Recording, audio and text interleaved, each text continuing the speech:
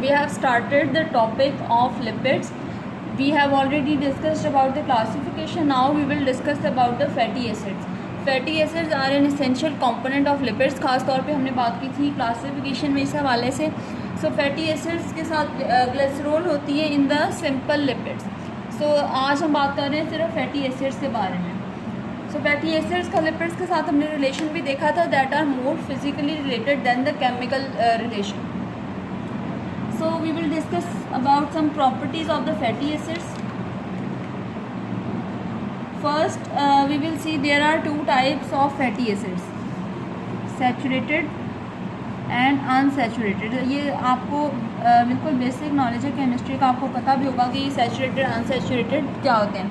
Saturated वो होते हैं जिसमें नो डबल बॉन्ड, और unsaturated have at least one double bond होना इसमें ज़रूरी है. वैसे ज़्यादा डबल बॉन्ड्स प्रेजेंट होते हैं अनसैचुरेटेड फैटी एसिड्स में. सो आपने इसको याद रखना, साथ में इसके अलावा एक दो एग्जांपल्स इसकी देख लें. So these are the two types of fatty acids. और फैटी एसिड्स को हमने क्लासिफिकेशन के साथ डिफाइन भी किया था. तो अगर हम इनको देखेंगे ये क्या होते हैं. So these are aliphatic. ये वर्ड एलिफैटिक उसमें नहीं था, ये ऐड कर लें. Aliphatic monocarboxylic acid.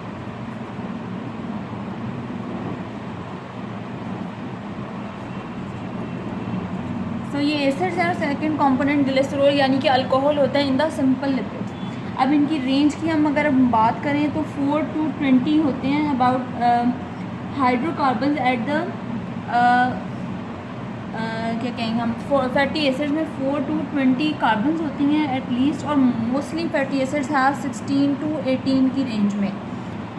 इसके अलावा कार्बोक्सिल ग्रुप होता है at the one side and methyl group at the other side. यानी कि अगर हम इस तरह स्ट्रक्चर देखें तो एक तरफ COOH हमें नज़र आएगा, दूसरी तरफ हमें CH3 नज़र आएगा. ये कुछ एसेंशियल प्रॉपर्टीज़ हैं, इसको देखते जाएं साथ साथ. सो अगर हम बात करें सैचुरेटेड फैटी एसिड्स की, तो इसमें एग्जांपल आती हैं. First is the acetic acid, second butyric acid. आप कार्बन नंबर देखते जाएँ, कुछ इंपॉर्टेंट वाले हैं, इनका आपको नाम पता होना चाहिए with respect to the carbon number. So acidic acid has 2 number of carbon atoms, butyric acid has 4. यही है 2 बिल्कुल स्टार्ट वाली लोअर लिमिट में, बाकियों में आमतौर पर ज़्यादा होते हैं. इसके अलावा एक 6 कार्बन वाला भी है, दैट इज़ कैप्रोइक एसिड. सो बाकी अपर लिमिट के लिहाज से दैट इज़ 16, 18, 20, 24 कार्बन के लिहाज से. अब एग्जांपल्स इनमें से आप देख लें, आपने जो सी करनी है सारी की सारी करना ज़रूरी नहीं है. The next is palmitic acid. ये तो बड़ा मशहूर मरूफ है वैसे ही, क्योंकि अच्छा एक पाल्मिटिक एसिड है. ये नेक्स्ट है stearic acid.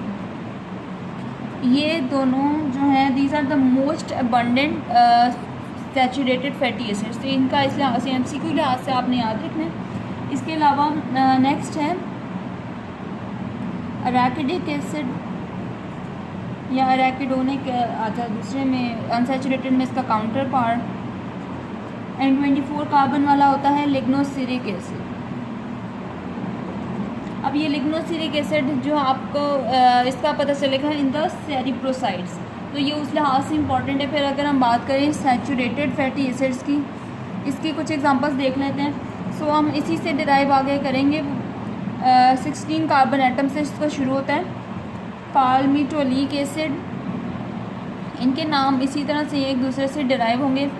Similarly oleic acid, linoleic acid, alpha linolenic, gamma linolenic. अब ये कुछ नाम है, लिनोलिक एसिड और एक है अल्फा लिनोलेनिक एसिड. अब ये कुछ हैं जिनको हम कहते हैं इसेंशियल फैटी एसिड्स. इनका हम आगे जिक्र करेंगे जब हमने डिटेल से डिस्कस करना है सैचुरेटेड अनसैचुरेटेड फैटी एसिड्स में essential fatty acids as well as the omega classification. तो इनकी सारी डिटेल हम वहाँ पे पढ़ेंगे. अभी के लिए इनको हम साइड पे कर रहे हैं. सो ये क्लासिफिकेशन होगी. हमने बात कर ली चेन लेंथ के हवाले से. So omega classification next essential fatty acids के साथ कवर होगी. अब हम बात करते हैं कुछ मेल्टिंग पॉइंट पे, melting point of fatty acid. So कुछ इंपॉर्टेंट वंस हैं जैसे कि 8 डिग्री फॉर ब्यूटायरिक एसिड, जिसका बहुत थोड़ा है, और पाल्मिटिक एसिड के साथ हम इसका कंपेयर करें तो दैट इज़ 62 डिग्री। सो इसमें काफ़ी वेरिएशन है। तो हम ये देख रहे हैं कि अनसैचुरेटेड फैटी एसिड्स की अगर हम बात करें तो it increases with the unsaturation, यानी कि जितनी अनसैचुरेशन बढ़ेगी, यानी डबल बॉन्ड जितने ज़्यादा होंगे उतना जो है मेल्टिंग पॉइंट इंक्रीज़ होता जाएगा। और अगर हम सैचुरेटेड की बात करें तो it increases with the number of carbon atoms, यानी कि आपने देखा कि ब्यूटायरिक एसिड में number of carbon atoms come है और पाल्मिटिक एसिड में ज़्यादा है, तो उसके लिहाज से इसका टेम्परेचर बढ़ता गया। ये कुछ ट्रेंड्स इस तरह से आपने याद रखे हैं, सारा का सारा नहीं याद रखना। फिर हम नेक्स्ट बात करते हैं इसकी सॉल्यूबिलिटी पे।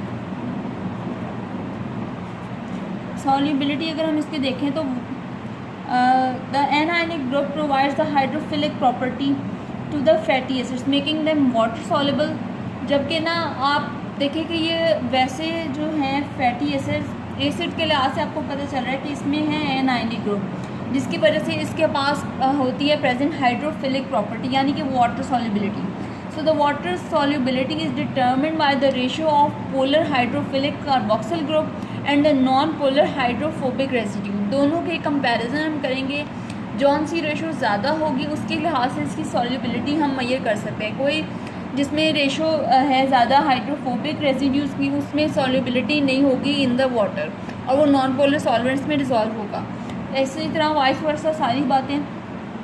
तो अगर हम बात करें एसिटिक एसिड की, यानी कि vinegar, that is completely soluble in water. अब जैसे कि जैसे हम चेन लेंथ इंक्रीज़ करते जाते हैं, अगर हम चेन लेंथ के हवाले से बात करें, जैसे कि नया नंबर ऑफ़ कार्बन एटम्स का आता है that is same as chain length, तो चेन लेंथ इंक्रीज़ होने से वाटर सॉल्युबिलिटी कम होती जाती है, बिकॉज इसमें जो ऑर्गेनिक कंपोनेंट है वो इंक्रीज़ होता जा रहा है। नेक्स्ट हम बात करेंगे about the isomerism in the fatty acids. तो इसमें ज्योमेट्रिक आइसोमरिज्म होता है। एक हम बात करेंगे इसमें about the straight chain as well as the branch chain. तो ये है isomerism in the saturated fatty acids, कि ये स्ट्रेट चेन में लाई कर रहे हैं या ब्रांच चेन में। जैसे कि आइसोब्यूटारिक एसिड है, आपने ये कुछ चीज़ें पढ़ी होंगी पहले FSC में, कि स्ट्रेट चेन बिल्कुल ऐसे ही है, ये एंड पे COOH वाला ग्रुप आ जाता है और इस तरह ये पूरा स्ट्रक्चर मैं ड्रॉ नहीं करी। और जो ब्रांच चेन होते हैं जैसे आइसोब्यूटारिक एसिड, तो एक कार्बन के ऊपर ही हमने ऐसे 3 ग्रुप्स शो करने हैं और एक COOH जो कि ऑलरेडी प्रेजेंट है। सो यहाँ पे CH3 अगर हम इस तरह ड्रॉ करें तो ये आइसोब्यूटारिक एसिड का स्ट्रक्चर बन जाता है। So this is the branch chain isomerism in the saturated fatty acids. अगर अब हम बात करें अनसैचुरेटेड की, सो अनसैचुरेटेड फैटी एसिड में होता है ज्योमेट्रिक आइसोमरिज्म, यानी कि शेप में, that is cis form and trans form. इसकी 2 फॉर्म्स एग्जिस्ट करती हैं। इसके बारे में भी आपने पढ़ा होगा पहले। ये डबल बॉन्ड के ऊपर बेस कर रही है। फॉर एग्जांपल अब हमारे पास दरमियान में ये एक ही डबल बॉन्ड है, बाकी सिंपल चेन है। अगर हम इसके अराउंड बाकी चेन ऐसे ड्रॉ कर देते हैं, इसके भी आपने असल में इसकी इसी तरह से रिप्रेजेंटेशन होती है, थोड़ी नीट होती है वैसे इस तरह से। तो अब यहाँ पे दोनों की सेम साइड पे अगर H हम ड्रॉ कर दें, so this is the cis form, और अगर हम ऑपोजिट साइड पे हाइड्रोजन ड्रॉ कर रहे हैं, so this is the trans form. So cis और ट्रांस फॉर्म दोनों एग्जिस्ट करती हैं हमारी बॉडी में, लेकिन उसी तरह जैसे हमने कार्बोहाइड्रेट्स में बात की कि ये trans form is not used, this cis form is mostly used, because trans fatty acids को हम मेटाबोलाइज नहीं कर सकते, हमारी बॉडी में ये इनके एंजाइम्स नहीं है। So this form is usually taken in the diet. So this was about the fatty acids, इनकी सारी क्लासिफिकेशन और important properties. So we will continue with the essential fatty acids and omega classification in the next part.